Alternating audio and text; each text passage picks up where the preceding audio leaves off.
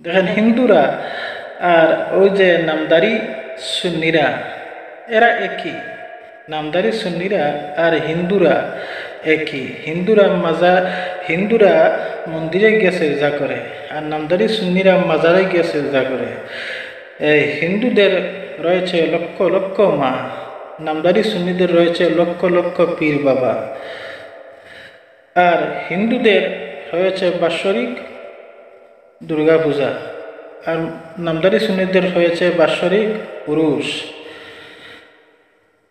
হিন্দুরা বলে জয় মা জয় মা, নামদারি সুন্নিরা বলে জয় কেল্লা বাবা অথবা জয় খাজা বাবা।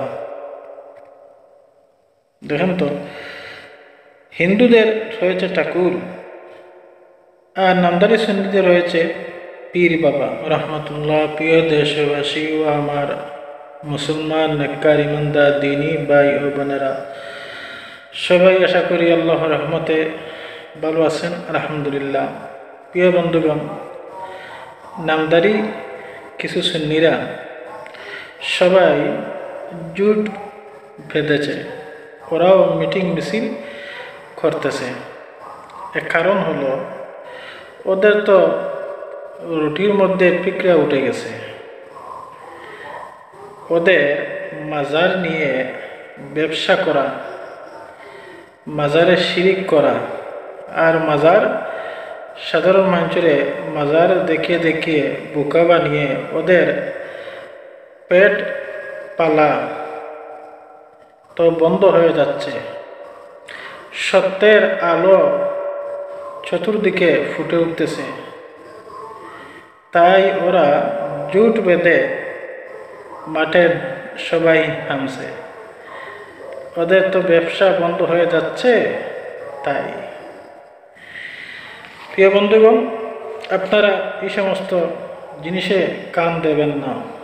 আপনারা যেটা কোরআন হাদিস মোতাবেক যেটা ভালো কাজ করে যাচ্ছেন সেটাই করা যান।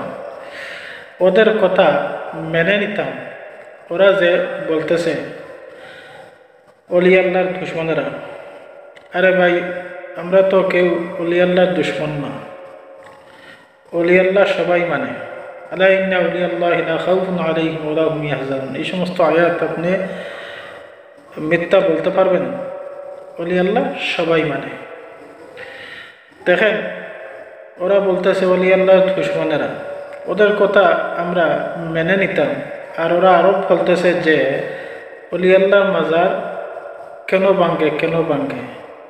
ওদের কথা মেনে নিতাম যদি এই মাজারটা অলি আল্লাহর যদি মৃত্যুর আগে বলে যাইতেন যে আমরা মৃত্যুর পর তোরা ইট বালু সিমেন্ট দিয়ে পাকা করে আমাদের কবরস্থান উঁচু করে রাখিবে, অথবা এটা যদি আপনি গাইবী অবস্থায় উঠিত তাহলে মেনে নিতাম, অথবা কোরআন হাদিসে যদি থাকতো তাহলে মেনে নিতাম। দেখেন, 1 নম্বর হচ্ছে কোরআন হাদিসের মধ্যেও নেই, অলি আল্লাহরাও বলে যান নাই আমরা মৃত্যুর পর ইট বালু সিমেন্ট দিয়ে পাকা করে আমাদের নাম ধরে এই সমস্ত শিরিক গুনাহ করতে হবে, তারাও বলে যান নাই। এবং তারা আজ বেঁচে থাকলে এই কাজটাই করতেন, মাজার ভাঙতেন, তারাও এই কাজটাই করতেন। তাহলে অলি আল্লাহরও বলে যান নাই, কোরআন হাদিসের মধ্যেও নেই, তাহলে ওরা কোন দাবি নিয়ে মাঠে নেমে বলতেছে যে অলি আল্লাহদের মাজার ভাঙতেছে, এরা হচ্ছে অলি আল্লাহ দুশ্মনেরা। আরে ভাই, কথাবার্তা একটু ঠিক করে বলেন। ওরা যা করতেছে কোরআন এবং হাদিসের মধ্যে যেটা আছে সেটাই করতেছে। অলি আল্লাহ সবাই মানে, অলি আল্লাহর কেউ দুশ্মন না। কথা হলো, মাজার হচ্ছে জিয়ারত স্থান, আর অলি আল্লাহরা মারা গেলে যে তাদের কবর পাকা করে রাখতে হবে, এটা কোন দলিলে হয়েছে? এটা তো অলি আল্লাহরও বলে যান নাই, কোরআন হাদিসের মধ্যেও নেই। তাহলে এখানে পাকা করে এখানে লাল কাপড় টাঙ্গিয়ে এই ব্যবসা বিজনেস করার কি দরকার রয়েছে বলেন তো? আর দেখেন সব থেকে মজার ব্যাপার হলো, প্রিয় বন্ধুগণ, দেখেন হিন্দুদের আর মুসলমানের মধ্যে পার্থক্য কি আজ আমি বলে দেব।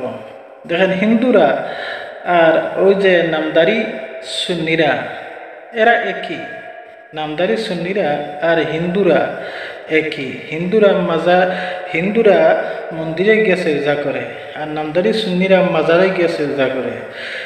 এই হিন্দুদের রয়েছে লক্ষ লক্ষ মা, নামদারি সুন্নিদের রয়েছে লক্ষ লক্ষ পীর বাবা।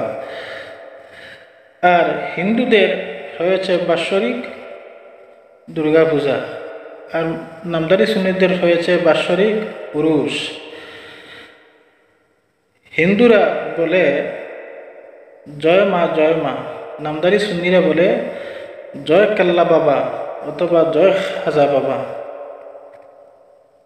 দেখেন তো, হিন্দুদের রয়েছে ঠাকুর, আর নামদারি সুন্নিদের রয়েছে পীর বাবা।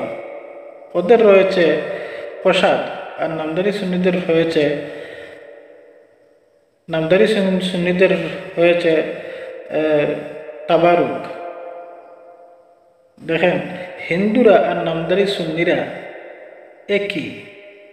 ওদের কর্মকাণ্ড আর ওদের কোরআন হাদিসের যে বাইরা চলাফেরা করে পুরা দেখবেন হিন্দুদের সমতুল্য। আবার কি বড় বড় কথা, দেখেন কোরআন হাদিস বাদ দিয়ে কোনোদিন সুন্নি দাবি করা যাবে না। কোরআন হাদিস এবং রাসূল এই তিনটা জিনিস বাদ দিয়ে কোনোদিন সুন্নি দাবি করা যাবে না। ওরা সুন্নি দাবি করে, অথচ ওদের কোনো আকীদাই ঠিক নেই। সব কিছু ওদের নিজের মন গড়া তৈয়ার করা। যাই হোক, আল্লাহ রাব্বুল আলামিন ওদেরকে হেদায়েত নসিব করুক, আমিন।